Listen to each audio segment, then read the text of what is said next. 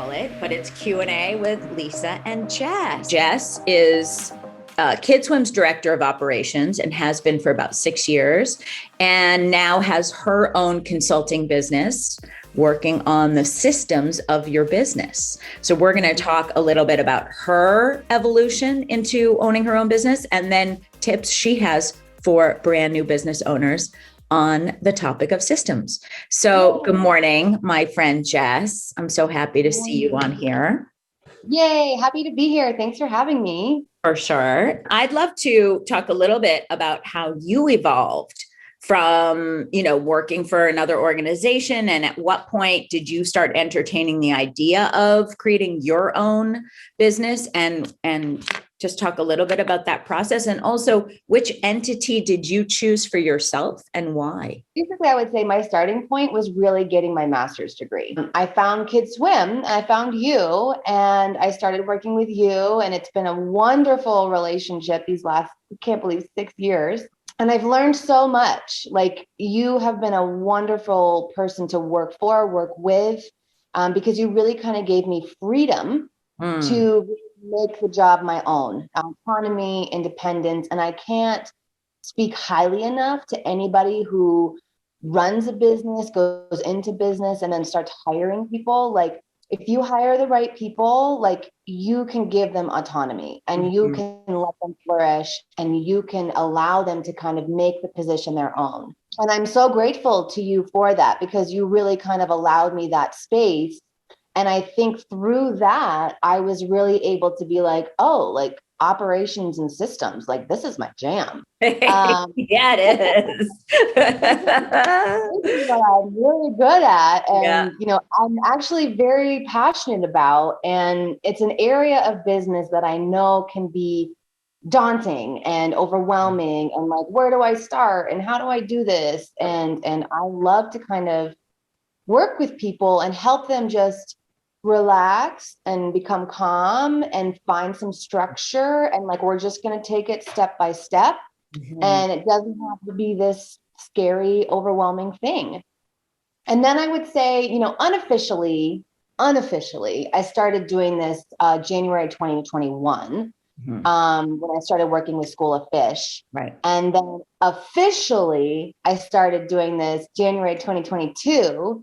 And I decided to be an LLC because it just made the most sense for me right now. And it's just me, and everything I do is remote. And it just seemed like the smart avenue at this point in time.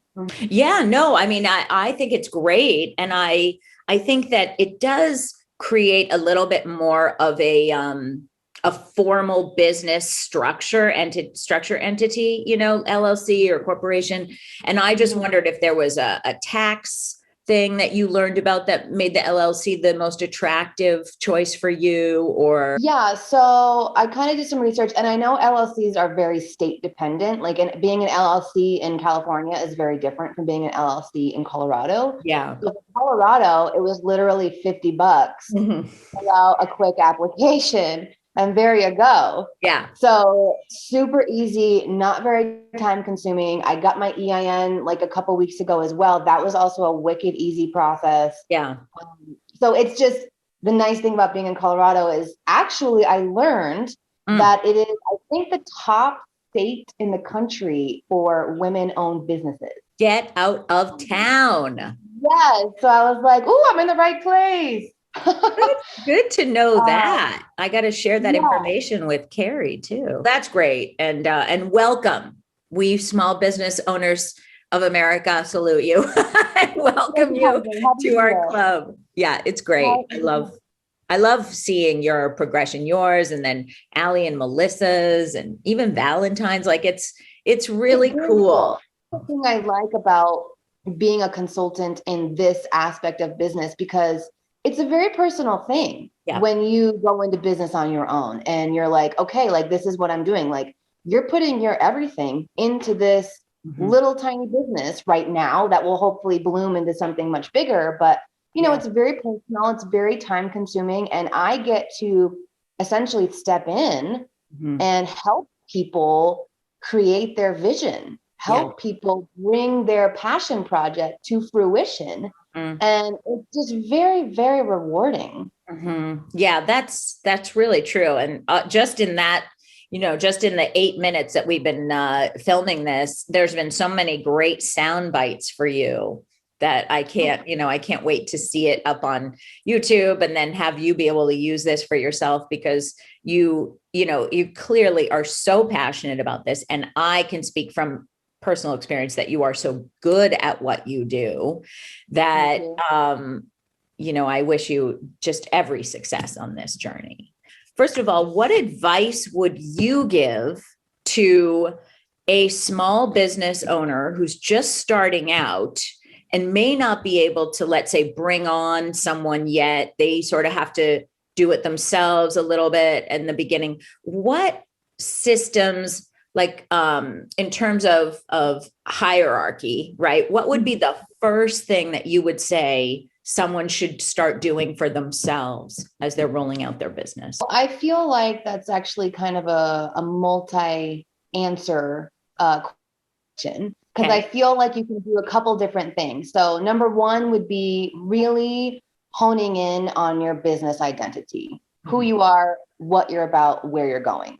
Because essentially the where you're going will help you find your path and will help you make the decisions appropriate for where you're trying to be in maybe 3 or 5 years.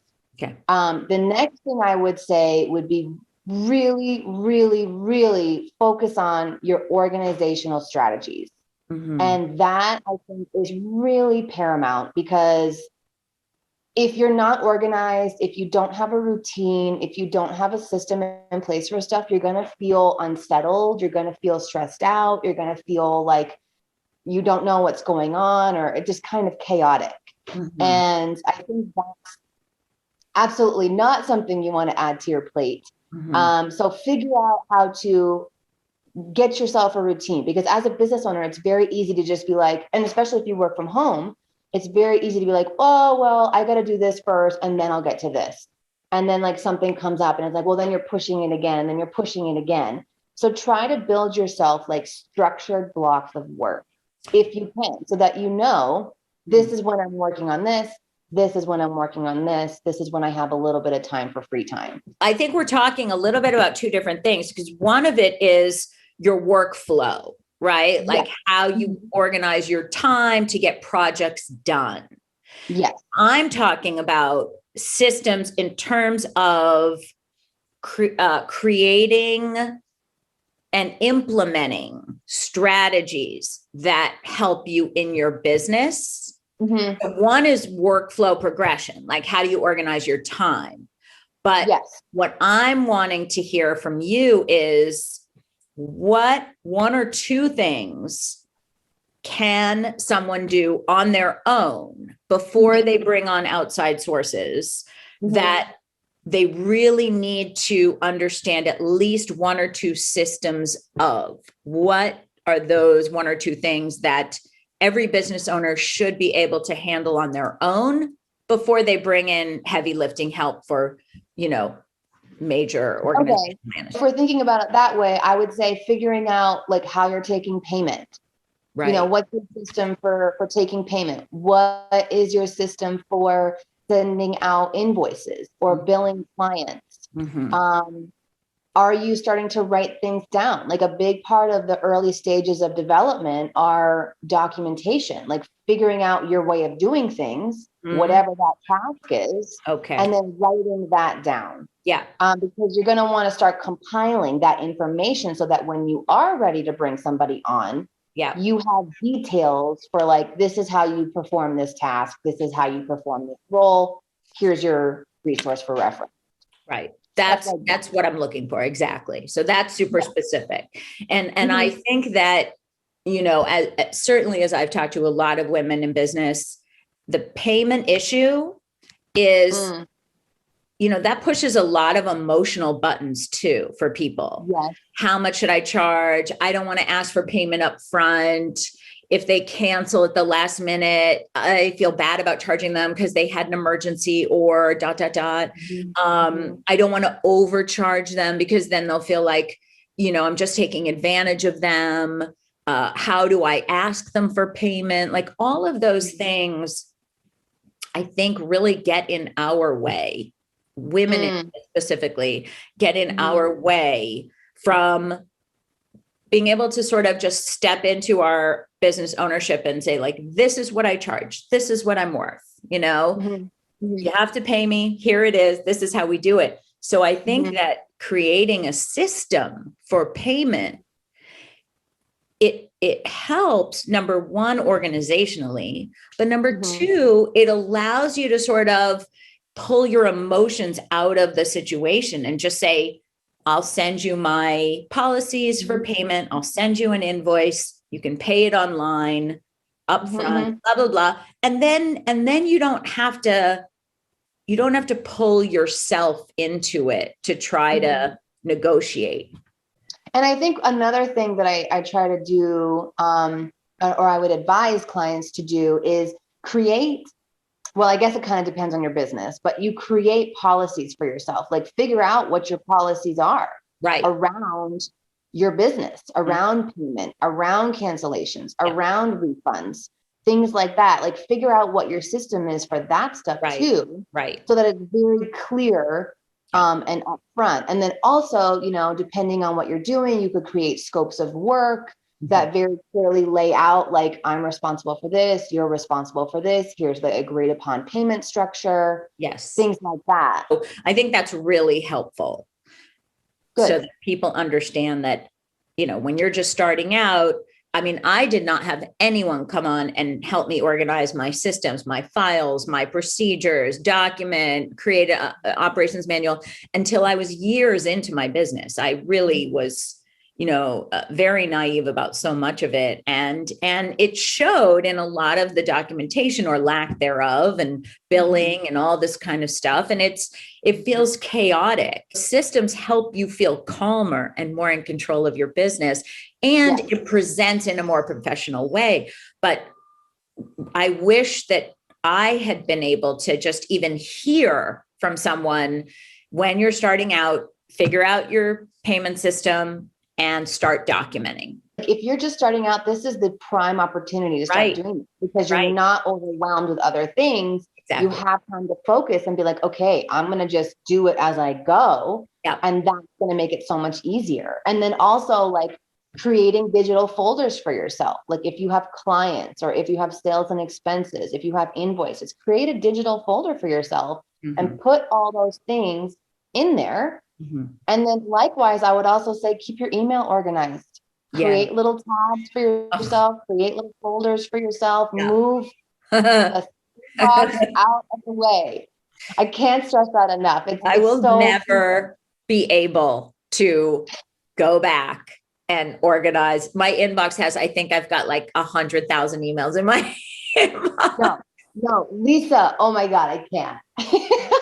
What I like I'm not talking about the Kids Swim one. I'm talking about, like, I know. Again, I get so many people that are like, Jess, you would have a heart attack if you saw my inbox. Yeah, right now. I know. It's like, at this point, it's a lost cause. And probably it does go back to like 2014 or something ridiculous. And you're right. I could delete almost all of those from back then. But then in my tiny mind, I'm like, well, what happens if? Here's what I like to tell people. Like, if you're one of those people that has like a lot of emails, odds are, if it's older than 2 months, you probably don't need it. 2 months I know.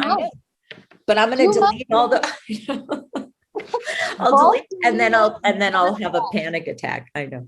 So, okay. So for business owners, let's say, that are kind of already in the game, right? They've been in business a year or two, maybe, and systems and organizational management and, all of that isn't necessarily in their skill set. They've been able to kind of move with it in the really beginning stages, but their business is growing and what have you.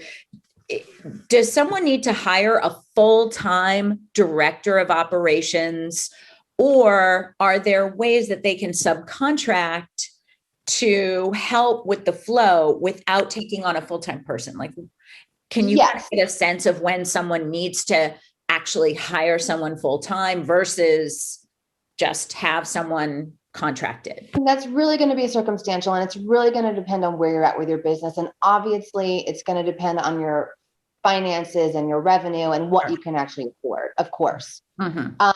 But you certainly don't need to hire somebody full-time, definitely not necessarily right away. Yeah. You could reach out to a consultant who specializes in this and just develop a kind of, minimal relationship where there's like a check-in every couple weeks or whatever, and they help you keep on track and they kind of keep you organized and help you, a few hours a month. That's one option.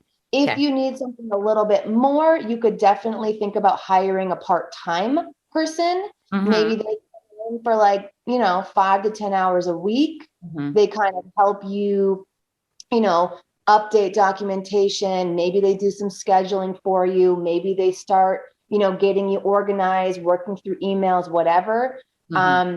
If it can be done remotely, that is even better. A lot of this position can be done remotely, so you don't necessarily have to bring somebody in person. Right. And I know in this day and age, a lot of people are looking to work remote. So if they can pick up a few extra hours, that could be super beneficial. Yeah. I think if you're really bringing in some revenue, if you're really kind of like, I'm busy, I'm focusing on other things, I need to strategize, I need to think about the vision of the company, the future of the company. I can no longer take this operational stuff on, because the operational stuff is the day-to-day. That is the actual running of your business. That's the daily task. Yeah. And that, if you're the owner, at some point, I don't want to say is beneath you, but you need somebody else to take that on, because you can now focus on the longevity and the future of your company. Right. So if you're finding that you're really getting bogged down in the day-to-day and it's keeping you from thinking about your vision and your company and your future, that would be a time to start really thinking about part-time to full-time help in that role. It's interesting too, because you have brought KidSwim so far along, and KidSwim is so well organized now and you did work pretty much full time for KidSwim for the last however many years, until through COVID, you had to relocate and we had to sort of rearrange the arrangement a bit. But KidSwim has come so far and is so well organized that now you're able to kind of become more of a contracted entity, and a consultant, and with just a certain amount of hours a month, you're able to manage and oversee and make sure things are moving along, without having to be full-time to manage it. And I think that's the beauty of systems, is once you get to a place where you have an employee handbook, you have an operations manual, you have your procedures documented, you can sort of start removing people. The goal, they say, is to make yourself replaceable by creating systems, by creating procedures. And we've sort of done that now. The systems are in place, this is how we do things, and we're able to plug other people in that then elevates everybody else and kind of is okay, I can step away, in part, and have somebody else kind of take this over and trust that it will be run the way that it's supposed to be run. It should be able to run almost without the person who created it there to run it. It really, that's the goal of having those systems in place. And that's kind of how you and I have grown too. In the beginning, it was me and you. And then I kind of came into the position, which kind of removed you. And now we're in a position where I'm removing myself a little bit. I'm still present, I'm still part of it, but definitely on a different level, in a different way. It's cool. It's been a really neat evolution of business. I do want to just add that, in every business, there's your admin side and your operations side. And the two have to really work together. They have to communicate effectively. The systems that you put into place have to allow those two sides of your business to flow together and communicate together. So anyone who, Jess, you've worked both sides of that fence. So it was a perfect blend. But anyone who's looking to hire a consultant, your consultant should absolutely know that going in and be able to find ways to integrate both sides of your business. When you see businesses that are not well run, it's because the operation side and the admin side are not working together. Cohesive, you need a cohesive unit, right. And you need everybody to be talking to each other. Right. And, communication, like you said, is key. Yeah. To kind of really making that work. And it's easier said than done. You really have to pay attention to that all the time. It really has to come through a lot of avenues. So just to wrap up, I'd like to know, first of all, what do you like best about owning your own business? And where do you kind of envision yourself in 5 years, if you feel like revealing any of that? Okay, what I like best, I think it's really just, honestly, helping these other women in business get their projects, get their businesses off the ground. Like I said in the beginning, like, it's just really rewarding. I just love that I'm helping all these cool people get their cool businesses and super like important and giving back businesses, getting them going. I mean, I just really, really love that. In terms of where I see myself, I've been thinking about that a lot lately, and I'm not 100% sure. I mean, I'd love to hit a certain financial number annually at a certain point, and I'm hoping that maybe that happens within the next 2 or 3 years. I'm kind of happy to stay sort of like a lifestyle-ish business. Know that I necessarily need to be huge or whatever, but if I can bring on an assistant at some point, that might be nice. What I preach here. I think about that all the time. I'm like, okay, I'm giving all this advice to these women. Like, I need to be doing exactly what I'm telling people to do. Right. So I'm really trying to live by that. So that's kind of where I'm at. Like, I have a certain financial goal in mind. That would be really great to hit if I could. And then I'd like to bring on an assistant at some point, and we'll just kind of see where that goes.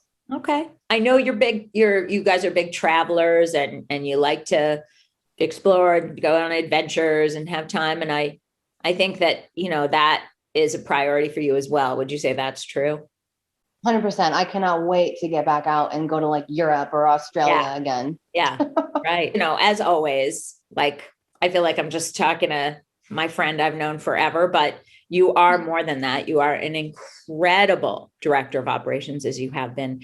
And I cannot recommend you highly enough to women out there who are starting their own businesses. And even if you're in the concept phase where you have the idea and you sort of have a plan in mind and you're rolling it out in the next 6 months or, the next year, it would still be worth your while to have a consult with Jess. 1 hour would set you up so much toward getting yourself organized and knowing what you should be doing going in.